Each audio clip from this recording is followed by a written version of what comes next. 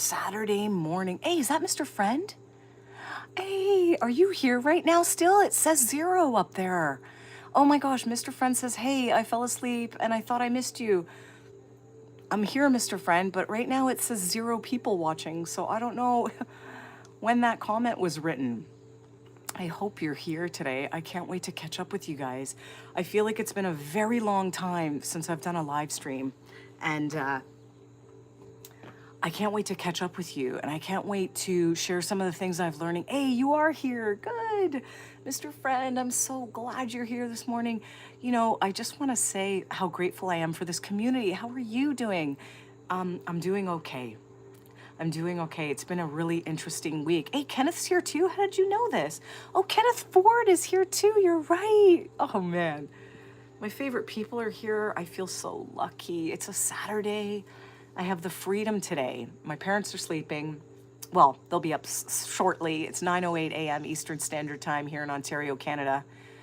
Mr. Friend says, I'm okay. Struggling a bit, but getting through. Getting through is the part you got to focus on. I love that. Hey, Lauren's here too. Lauren says, good morning, lovely lady. Hello, everyone. Kenneth says, hello, Mr. Friend. You know what? Let's talk about that feeling of struggle. I realized a lot of things this week too, as usual. And, you know, I had some feelings of struggle myself. And I had to really reframe my perspective. I had to really keep reminding myself, I keep telling myself now, and my husband, I'm living my dream life. I'm living my dream life.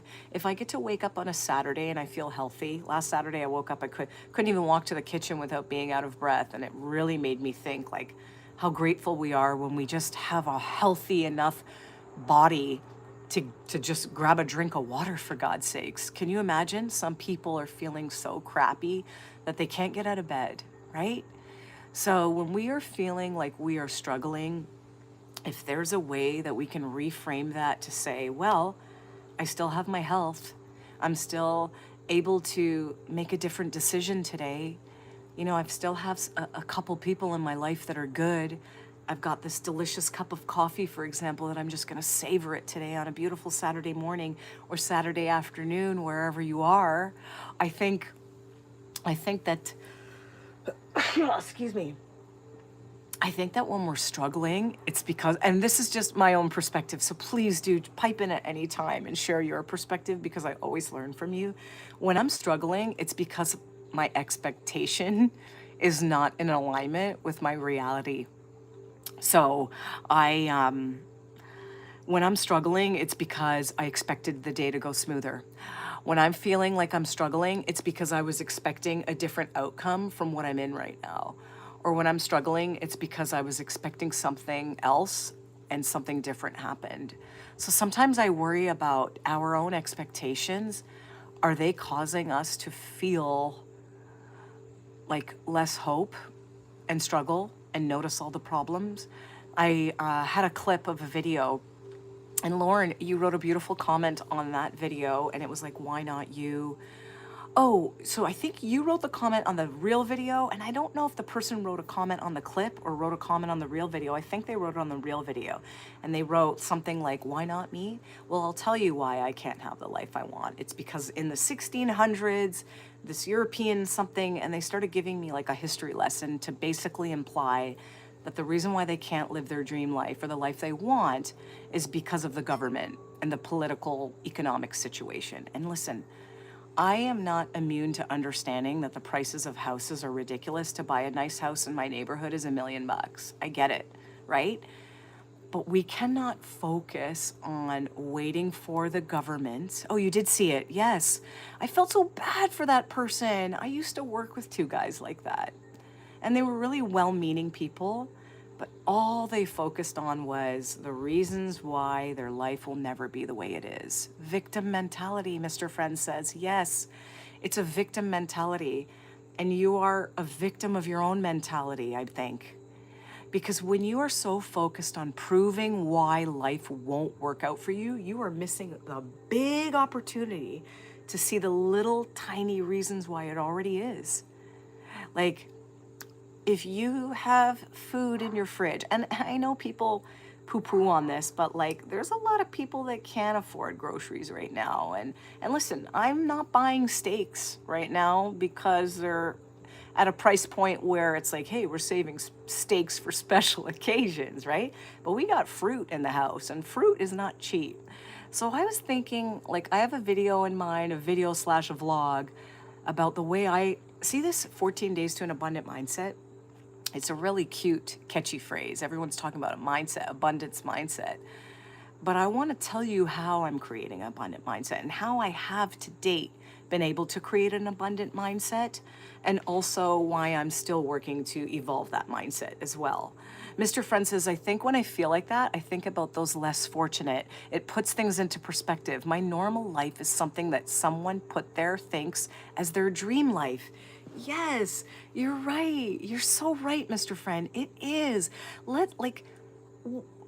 I think somewhere along the line with content, we've distorted what a dream life looks like. I think we think a dream life looks like being on a yacht in, the Maldives or whatever, eating caviar, and then pulling up to your driveway with all your fancy cars. I don't know if that's like, is that really a dream life? I don't know. I think maybe a dream life is having a little bit of freedom to do what you want. Maybe a dream life is having one great person in your life that you love, or your pet, or, being able to do a hobby that you find really like amazing. I do think that you are right that when we put things into perspective, yeah, oh, Lawrence is not for me. I get seasick. Absolutely. See, you're right.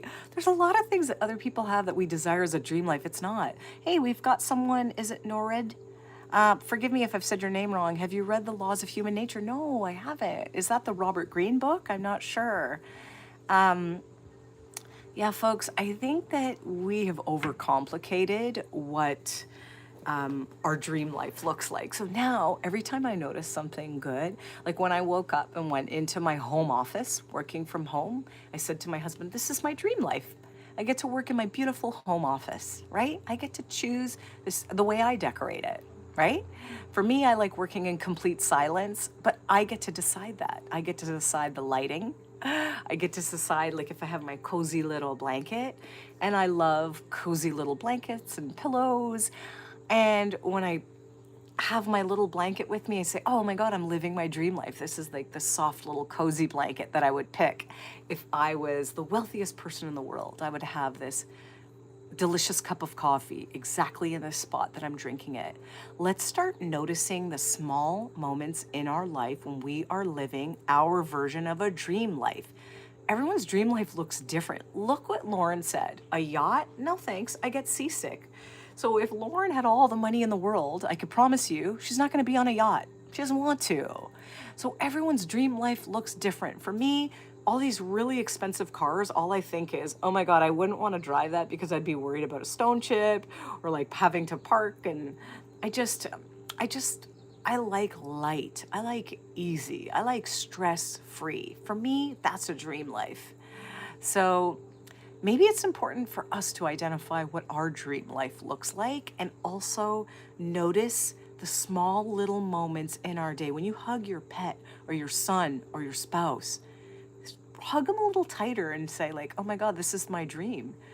Like, if I had everything in the world, I would pick you. I'd pick this little pet. I would pick my son. I would pick my partner, whatever it is. Let's see. Mr. Friend says, I had a dream once that I was being taken into the most luxurious place. It had everything you can dream of, but I was alone. I realized that that was my depiction of hell. Yes, is to have all the material possessions, but nobody that you trust and love to share it with. You don't need a bunch of friends and a bunch of people in your life. You don't need a huge circle. You need one or two people, whether it's your family, your parents, your child, your partner. That's it. I think the internet has really inflated what a good life looks like, and somewhere along the line, we all bought into that, and it's not true. I think we are living a little bit closer to our dream life than we think. And if we can start noticing that, that's going to help. F87 Max says, how can I manifest my dream life? I say start by noticing the small things that are already going on in your life. If it's Saturday for you and you have the freedom, you don't have to work today. What a dream life you're living. You have the freedom to do whatever you want today. You could dance around your house, you could create something, you could paint, you can draw, you can go outside for a walk. Like, you have that freedom today. Freedom. The choice to choose what you do with your time is a form of wealth. It's a form of abundance. Start noticing that. Is it Nareed? I hope I'm saying your name right. There are some people don't have a dream life. Life is somehow fake. So non-existence is better. You know what? I'm not 100% sure what you mean. Let me read that again. There are some people that don't have a dream life. Life is somehow fake. So non-existence is better. I think I was listening to something today, and I don't know what the statistic is. I want to look it up. But the gentleman said there's 150,000 people that didn't wake up, or something like that. Maybe it's just in America. I'm not sure. 150,000 people didn't wake up. I would promise you that every single one of those people would trade their life with you right now. What do you think? So I think when we're feeling that low, and I'm sorry if that's how you're feeling, or maybe this is a general statement, I hope that that's not how you're feeling.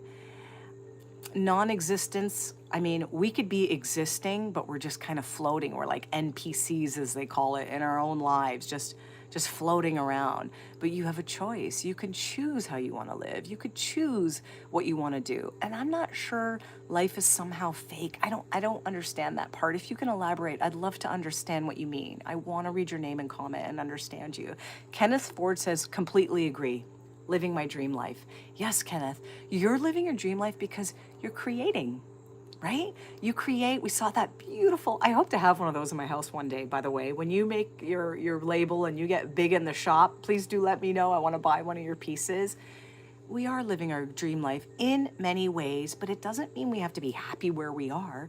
We can notice what's working while we're striving to build more for ourselves, while we're striving to create more for ourselves, or, redirecting and pivoting into the things that we want. Like, it's okay to be happy and grateful for where you are while working towards more. That's okay. It's great. Let's see, F87 says, but it is so wrong to want more. Oh, wait, but is it so wrong to want more? Because I will admit I do want more. Oh, I don't think. I hope I answered your question already before I read it. But I don't want to fall short of my expectations of my dream life. How do you suggest I balance my expectations with reality? Such a beautiful question. I'm glad you're here. What's your real name? If you're comfortable saying, I'd love to read it. I had said earlier in this live stream that I think a lot of times what's causing some of our discomfort and lack of fulfillment is having this expectation that everything's going to work out and look the way you want. I think having a desire for more is very, very healthy. I think a lot of this stuff that people are doing when they're just flipping through Netflix trying to figure out what they're going to watch next, or doom scrolling, I think that's a very empty feeling. And I think that's what makes people feel very low energy and just like they're missing something, a lack of fulfillment. So if I think you have a desire to want more for yourself, some people want to speak it out into existence, which is good for some people. Some people want to keep it to themselves because they don't want anyone else's disbelief trickling in. You've got to know which one works for you. But I think pursuing your dreams and trying and working towards something is very fulfilling. Because let's say we get there. Let's say we have all the money in the world and now we're floating on our yacht? Then what? What are we working on? What are we working towards? I can promise you, I have a beautiful home here, and I've always wanted a swimming pool when I was younger, and we forego having nice cars and some vacations so we could put some money into creating a home and an outdoor space that we could love. It would be like our mini little paradise. But I can tell you, after a couple days of floating around in the pool, it's not that fulfilling. I actually like creating and working on something and having a goal that I'm working towards. And yeah, it sucks if you're not there at your goal yet, but once you achieve that goal, there's a lot of people that say, now what? What's the next thing I'm going to work on? Maybe life is meant for us to evolve. Not every single waking moment we have to work on it, but maybe it's We're meant to be working on a little project. We're meant to be working on something. Maybe right now it's a book. Maybe right now it's your health. Maybe right now it's building your relationship. Maybe right now it's updating your resume. I don't know. I think that working on something and striving for more is beautiful. And you can be grateful for where you are. I love that. Says, yeah, let's do it. Ha ha, Naren says. Mr. Friend says, if you were dying, you would want to give up everything materialistic to have a cure. Mr. Friend, you're right. It's true. Lauren says, exactly, Mr. Friend. So true. Maybe you will not see what I see because you are not from the same background. Absolutely. None of us are. None of us are from the same background. None of us are from the same experience. You know how many people will look at me and look at my house and go, oh, this lady was born into money. She must have whatever. And everybody just fills in the blanks, right? They did not see the struggle, the death, the terrible things that some I talk about and some I don't talk about. But I don't have to convince you that, hey, I had a hard life growing up and my dad died when I was 6 and my mom didn't speak the language of the country we were living in and she was a new immigrant from Guyana and she didn't have running water when she was growing up and we got robbed. I have all kinds of terrible stories, but I don't want to talk about the terrible stories. I want to tell people that no matter what happens to you in your life, you have much more power than you think you do. Do not blame your background. Do not blame your past, your postal code, your ethnicity, your accent, what you look like. Those are just limitations that you're hanging on to. And if you want to use that as an excuse to not try, then go ahead. But I don't think that's going to feel good either. I think trying will feel better than looking for reasons why you shouldn't try. And I don't want to sound insensitive. I know a lot of people had much harder lives than I've ever had. Hey, my name is Max. Oh, F87 Max. Thank you. I appreciate that. I'm so glad you're here. Lauren says suffering isn't for nothing. Suffering teaches you if you allow it. Oh my gosh, you're so right. Lauren, some of the biggest life lessons and things that happened to me came out of the suffering. Came out of a struggle that I went through, some really hard times at work, gave me the strength to talk to my boss about it and say, look, this is what's happening right now and this is what I need. And if I didn't go rock bottom, waking up in the middle of the night, thinking about stuff, in tears as a grown woman, I wouldn't have hit such a low level that suddenly I had enough balls to say what I needed and to speak up for myself and set boundaries. And it's because I hit a rock bottom. It's because I hit a low point. It's because I was suffering. So you're right, Lauren, our suffering can teach us something. It can teach us that I don't want to live like this anymore. I don't want to put up with this anymore. I don't want to deal with people's complaining anymore. I want to look for solutions. And that's what sometimes the struggle and the rock bottom feeling is. It's actually life trying to shake you and go, hey, you've got your answer. Start thinking about it. What's the next right move for you? It's okay to cry and feel low for a bit. Just don't sit there for too long. Max says, I'm 22 and confused. Max, I think you're a little bit smarter than you give yourself credit to. You're 22 years old and you're watching a live stream like this. I'm 46, talking about the mind and the power of self-belief and using the internet for good and using the resources you have to learn a skill. You want to learn communication skills? Max, 22, oh my God, I would give you a hug and say, buddy, you got your whole life ahead of you. I hope you feel hopeful for the future. You're not confused. I think confusion is a feeling when we're agitated to do something more for ourselves. I think it's in the form of depression. It's when we're suppressing something that's meant to come out. Maybe you're meant to try something new, learn a new skill set. I heard this data that says that communication, if you can learn communication, you end up getting paid like 30 to 40% more annually if you're a better communicator. So at 22 years old, I tell my son this all the time, but he doesn't, he's 14, he's not gonna listen to his mom, right? So I tell anyone that's willing to listen, if you wanna learn one skill set right now that can help you make more money, help you get the life you want, help you to be able to articulate, to tell people, to explain to people, it's communication skills. There's stuff on the internet right now. After this live stream, you can go on the internet and start researching how to increase my communication, how to become more articulate. That's something I'm working on too. And I can tell you, because I've become more articulate, I've been able to let people know what I need. I can tell you what I need now. I can tell you what my boundaries are, what I'm willing to put up with, what I'm not willing to put up with. And sometimes it doesn't sound nice. I try to make it sound nice, but communication is the best skill set you can learn. It will make you more valuable in your career and in your life.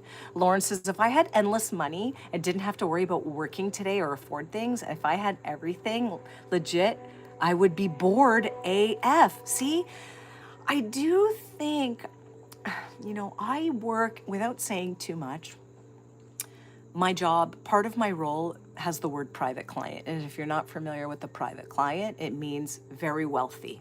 Okay. So my job is sales and service for very wealthy people. And I can tell you that sometimes as these wealthy people keep accumulating, hey, add this Porsche, add this watch, add this yacht to my policy, there is no guarantee that those people are fulfilled. In fact, sometimes I wonder if when people keep just buying things, that they're trying to fill a void of something internal, but they're trying to fill it externally. When you're looking for answers, when you're trying to find this, and you gotta buy this, and you keep adding and adding and adding, I think it's trying to fill something that only up here and in here, if you start working on that, can really help you. There is nothing that I need to buy right now that's going to make me feel more fulfilled and happy. It's actually noticing the blessings that I already have in my life. You're so right, Lauren. If you had everything in the world and you could afford to buy everything, then what the hell's the point? What's next for you? You could buy it. Yeah, I could buy that car. Oh, yeah, I've been to Italy 5 times. Yeah, I've been on my jet. After a while, folks, it's not as fulfilling as a goal that you're pursuing. And I would tie into that goal, if it's of service and if it's of helping others, I think that that's way more fulfilling. That's why I think I like these live streams. It feels like I'm fulfilling this sort of, excuse me, this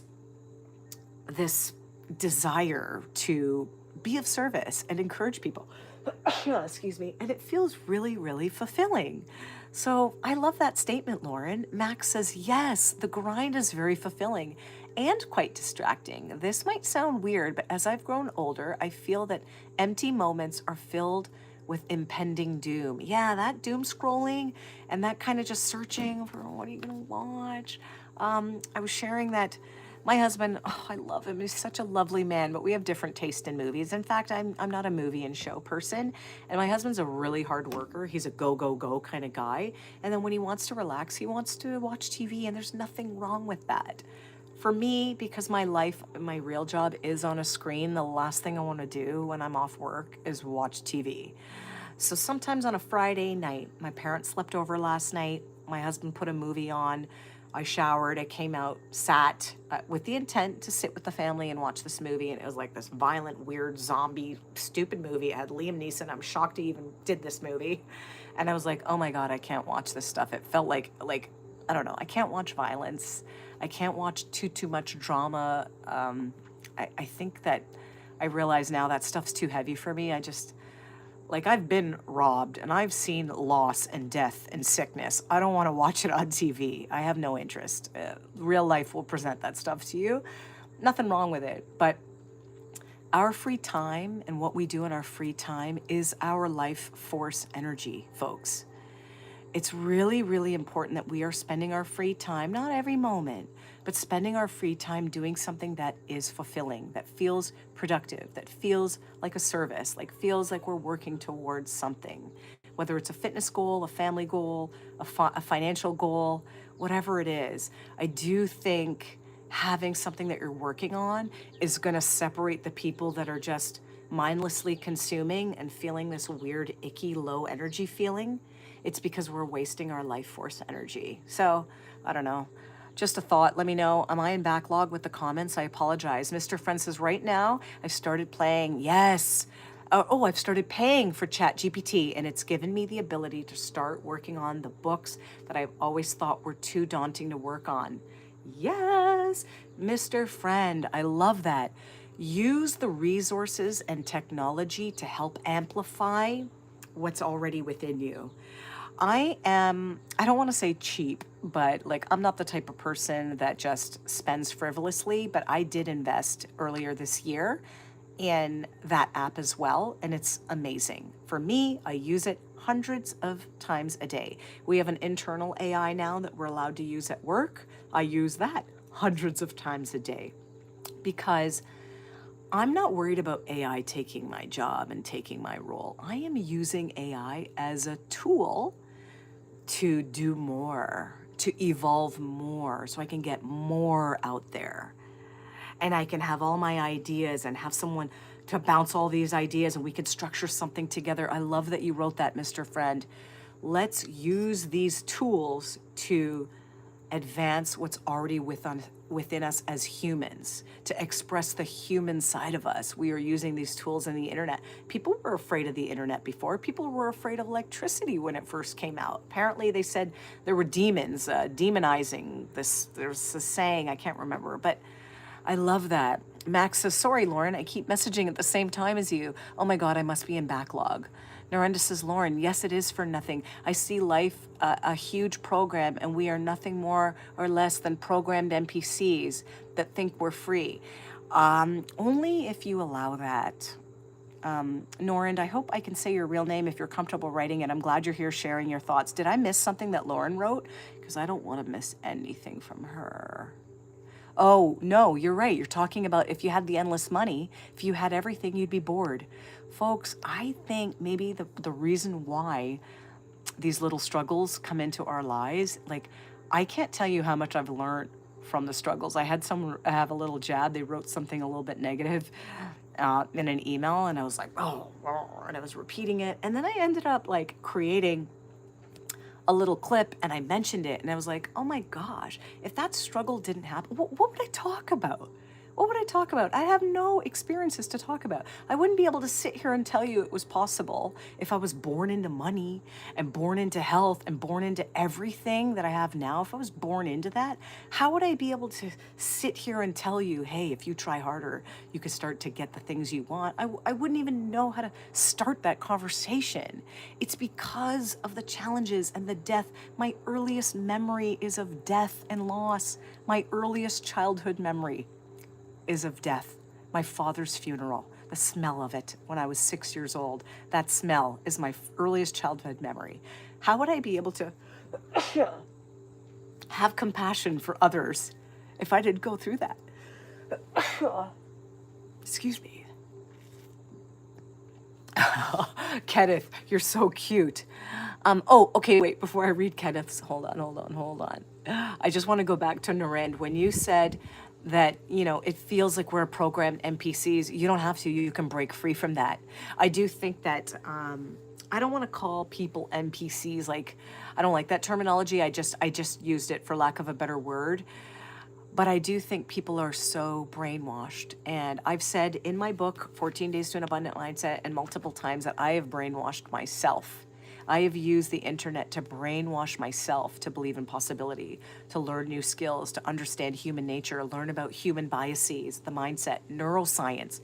You want to get out of that NPC mode, start learning about neuroscience and how the brain works, and then start implementing those little understandings of it to brainwash yourself.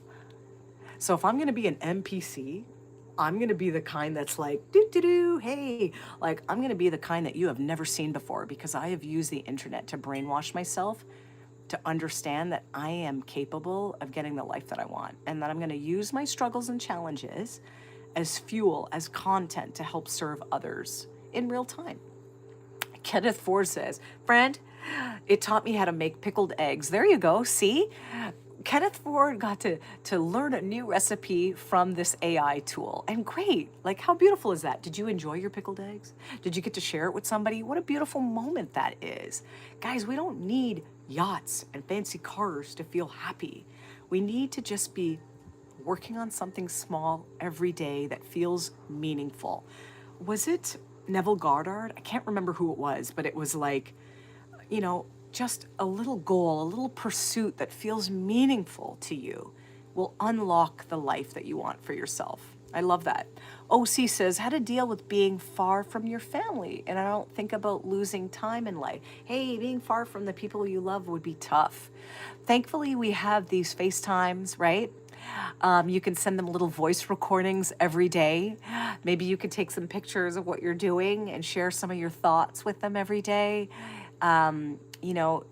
When you're sacrificing, saying, hey, I'm not going to buy that coffee today because I'm going to put some extra money in the bank so I can fly out to see my family members. And you're striving towards a goal by sacrificing certain things, maybe taking extra hours, learning a little hobby or a skill set that you have that can make some more money so you can save up to see your family or fly them out to you one day. And you can talk about all the times in the future where you're going to have enough money to be able to fly your family somewhere on a vacation and work towards that. You know, I think that a lot of times it's the way we think about something. There's a Wayne Dyer quote: when you change the way you look at things, the things you look at change. And that is because we have to change the way we're looking at it. Are you temporarily away from your family? Will you see them one day soon? I hope so. Let's see. Lauren says, no worries, Max, and gave a thumbs up. This community, if you're new on this live stream, just so you know, there's a handful of people. Kenneth, Lauren, Mr. Friend, really, really cool folks here.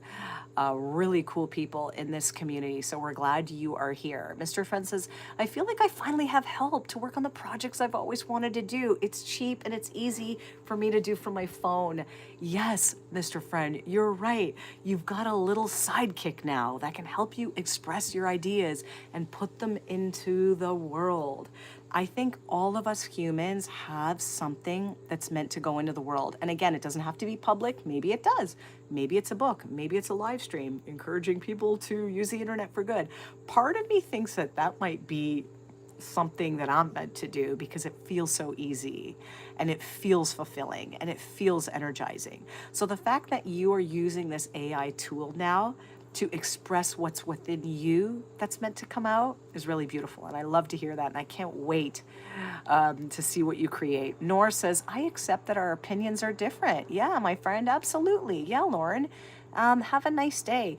We are allowed, folks, if we all thought the same way, then we would be a bunch of NPCs just floating around.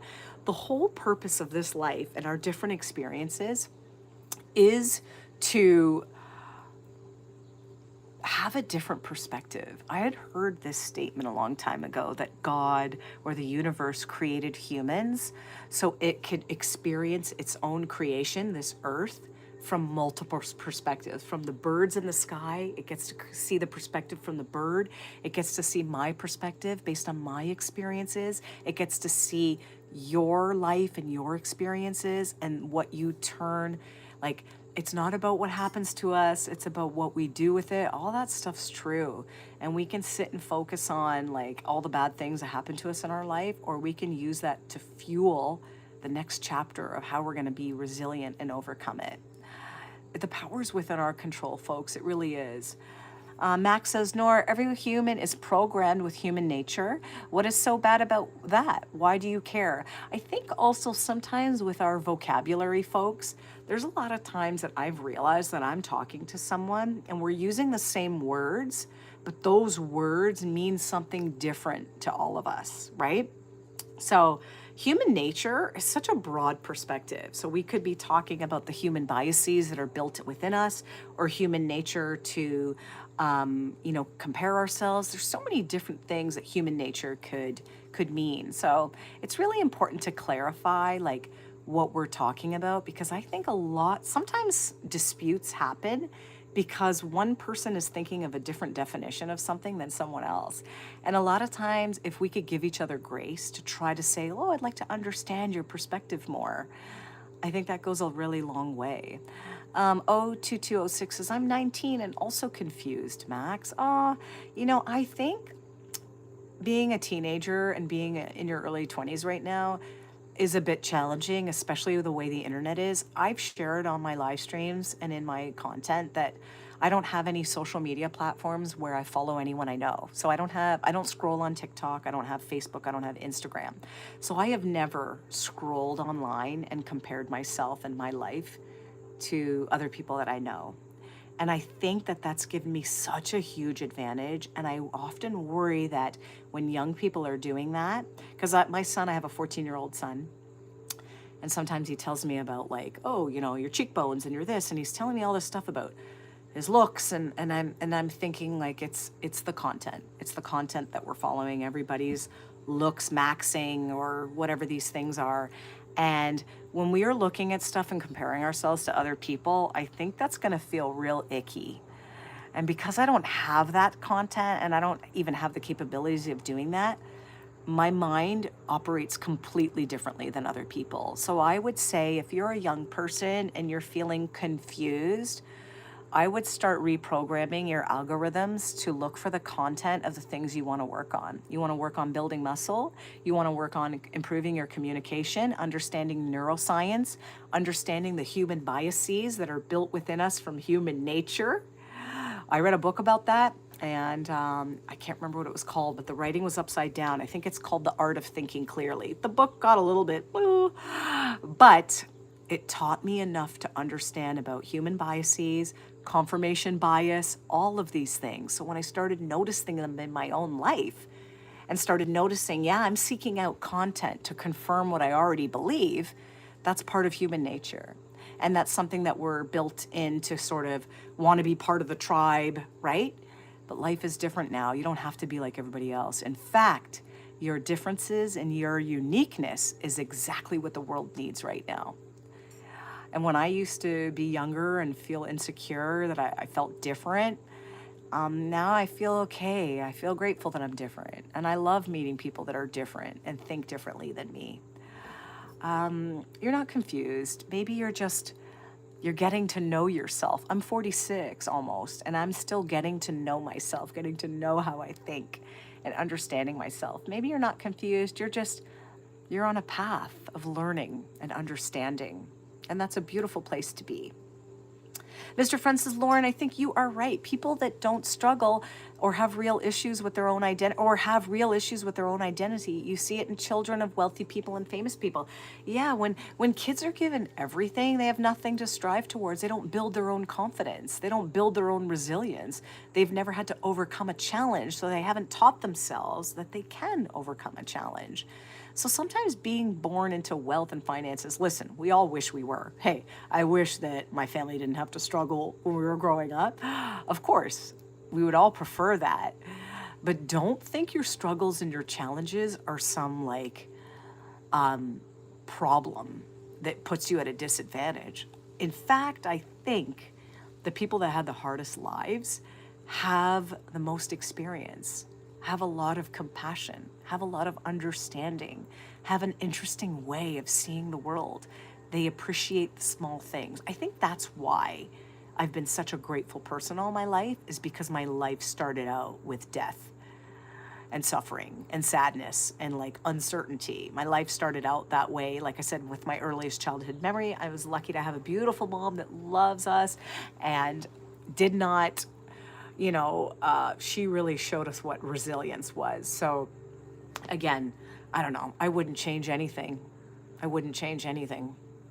think it built me. It built my character, all my struggles. And now when I go in my swimming pool every single day, I literally thank God every single day. In the morning when I wake up, at night when I say my prayers, I'm like, thank you for my loved ones. I have a beautiful family.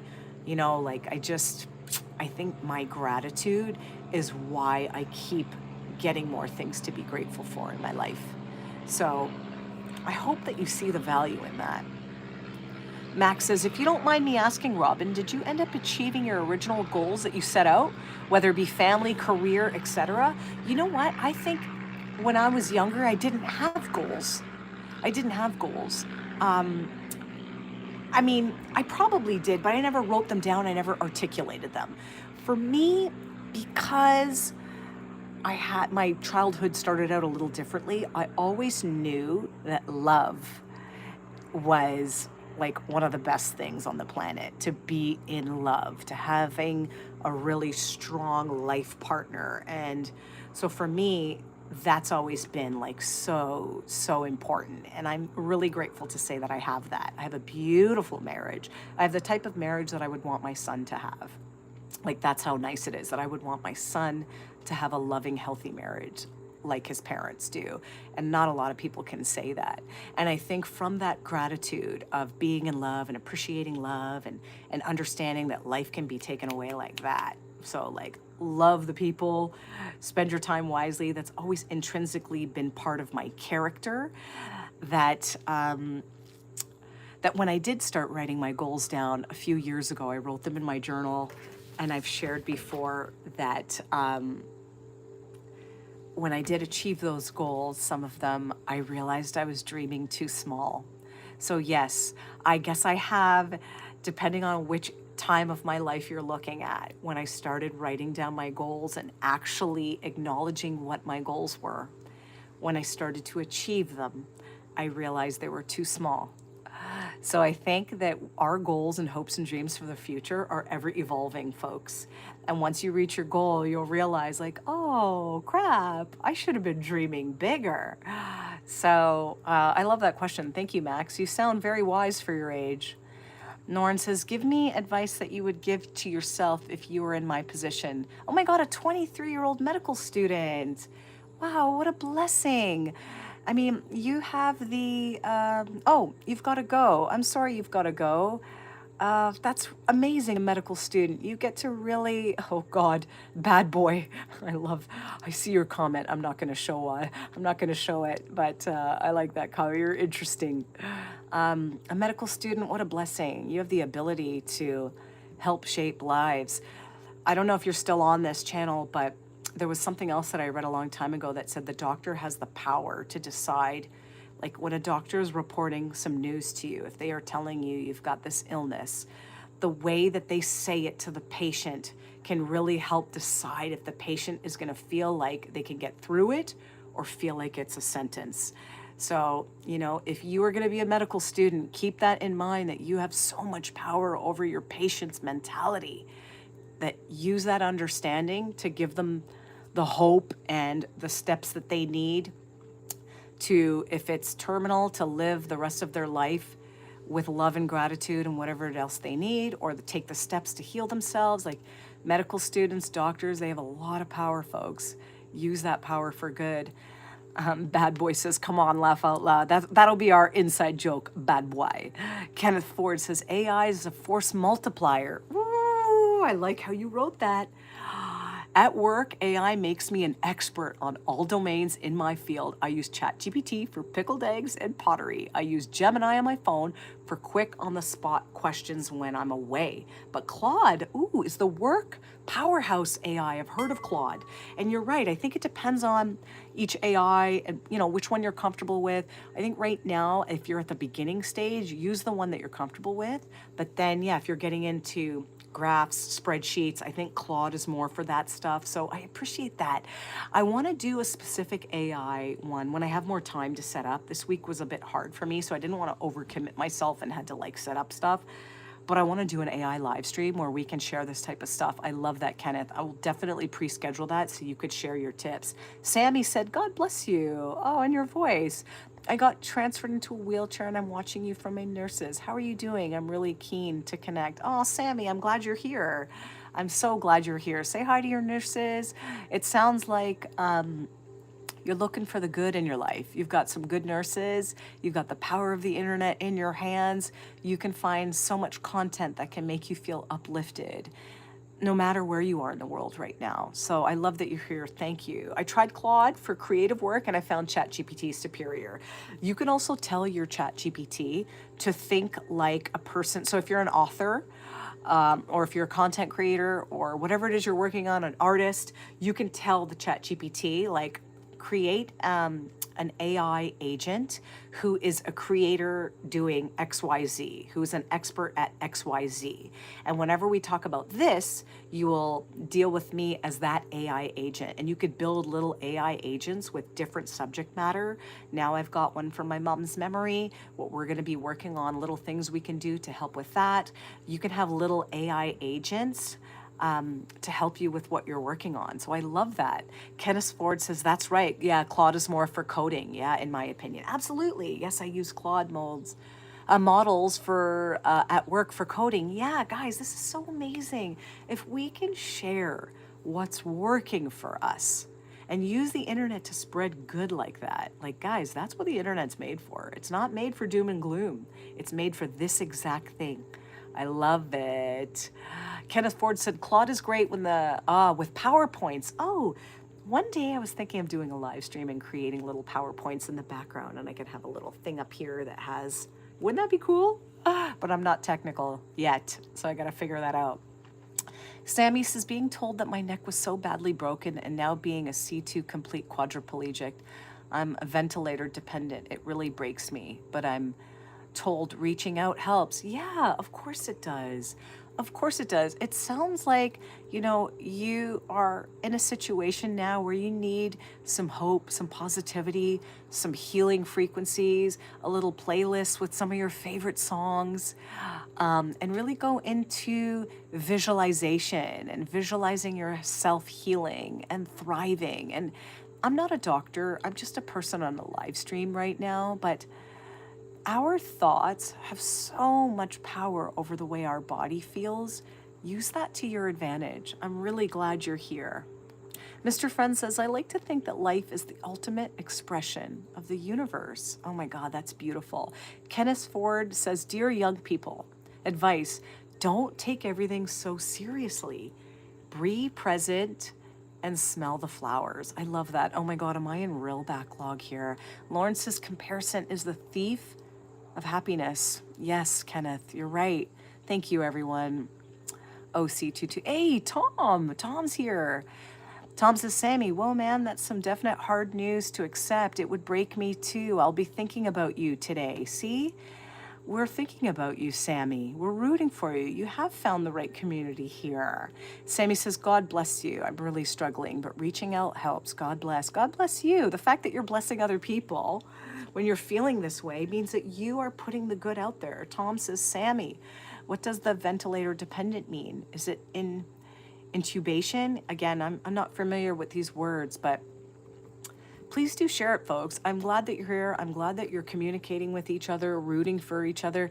You see, when one person is feeling low and like they're struggling, now we've got someone that's, on a ventilator, had a broken neck, right? And then I was sharing earlier on this live stream that I heard this thing where the guy said 150,000 people didn't wake up today. They died, 150,000. Now, I'm not sure if that's an American statistic or, state statistic. I didn't do my research beforehand. But the point is that those same people would trade spots with us, right? Whatever challenge you're in right now, if you are alive to type it or think about it, there are people that didn't wake up today that would trade spaces with you in a heartbeat. Oh, yay, Robin, all good. I've caught up on the chat. Thank you. I love your patience with me. I love when you engage and you share how you're feeling because, look at how we're all getting to see a little taste of each other's lives, a little taste of someone's using AI to work on something, someone's going through a health challenge, someone's struggling, someone's a medical student, someone's feeling defeated. We've got teenagers feeling confused. It just goes to show you that we'll never escape a bit of struggle, folks. Even if you had all the money in the world, it doesn't mean that you're exempt from losing a loved one or a diagnosis. No amount of money and wealth and fame is going to stop you from having struggles in your life. Everybody's got struggles. If you're above ground, you're going to be struggling with something. So maybe we have to look at our struggles as proof that we're alive and proof that we are resilient and have the capability to overcome it. There is nothing that's presented to you that you can't get through with enough resourcefulness and effort. It's worth it to try, folks. Some people are feeling, is it 150K die worldwide daily, Mr. Friend said? So that was true. Oh my God, 150,000 people that we know of die daily worldwide.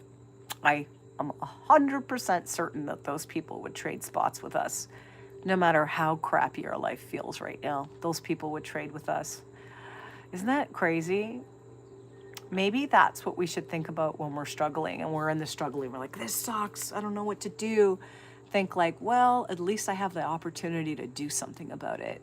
Because 150,000 people die worldwide. Oh my God, Mr. Friend says 2 deaths a second. Boom. This live stream's 49 minutes long. 2 deaths a second. What would the math be during this live stream? Let's say an hour-long live stream at 2 deaths a second. That's how many people died since I started this live stream in the world today. I mean, if that doesn't put things into perspective for us, like, I don't know what will. Excuse me. Folks, my parents slept over last night. I gotta go see my mommy. She's got an appointment at noon today, so she's gonna have to head out soon. I appreciate you. When we leave this live stream, let's take a moment, whether you're gonna open the notes app on your phone, you're gonna write it down on a piece of paper, or you're gonna say it out loud, or you're gonna send yourself a text message. Write down 5 things that you were grateful for. Something small, a cup of coffee, being off today on Saturday, that you woke up, that you have the mental bandwidth to have a thought in your mind. There's some people that are dealing with dementia and all kinds of things that they can't even form a proper thought in their mind. Write 5 things. Oh my God, few died of sneezing though, that we know of. Tom, you're so cute. I'm so glad you're here. I never got to talk to you much today. Mr. Friend says, I appreciate your live stream. Yeah, and the community we have. I know. This community is so special. Lauren says, blue skies, positive vibes. Have a great weekend, everyone. Have a great weekend. I'm giving you homework. Am I allowed to give you homework? 5 things on your notes app. Send a text to yourself. Maybe send a text to yourself is a good one because it'll always be there for you. So when you're feeling like crap, you can pull up that thing that says 150,000 people died in one day. 2 deaths a second. Maybe we should text ourselves that reminder, folks. So when we are feeling like crap, we can say, well, at least I'm not one of them, right? You still have a chance unless you're one of them. Thank you. This was a great stream. Hello, I'm back. The community is special. Oh, because you made it that way. Thank you. And I could have never made a special YouTube community without you. You are the community, folks. You really are. Oh, thank you, Max. You're an amazing person. Your warmth and light. Oh, that's so beautiful. The eyes never lie. Thank you. Shining through. Thank you. I appreciate that. 5 things. Gratitude. We can put it in the community page. Hey, see? Mr. Friend's got a great idea. Guys, we're going to text ourselves 5 things we're grateful for. Text yourselves that reminder that 150,000 people die a day, 2 per second. Text yourselves that. So when you're feeling icky, you can pull up your own text. And then Mr. Friend has a great idea. Let's put it in the community page. We have a community page on this channel where we share cool things. Let's put some of the 5 things we're grateful for. If you want to put pictures there, words, I'm going to do the same thing. I'm going to put some pictures of the 5 things I'm grateful for at some point this weekend. And one of them is you. One of them is you, folks, this community. It really is. I'm going to screenshot this, because this specifically will be one of the things I'm grateful for. So thank you. And it is because of you. I couldn't do it without you. I'd just be blabbing to myself here, which is not that fun. So thank you. Thank you so much. And I want to put that in affirmation out there for you, that you have so much power over your life. And it all starts with the way we're thinking about it. When you change the way you look at things, the things you look at change. Our struggles are proof that we're alive. They're proof that we're alive. Thank you. You really are such a beautiful community.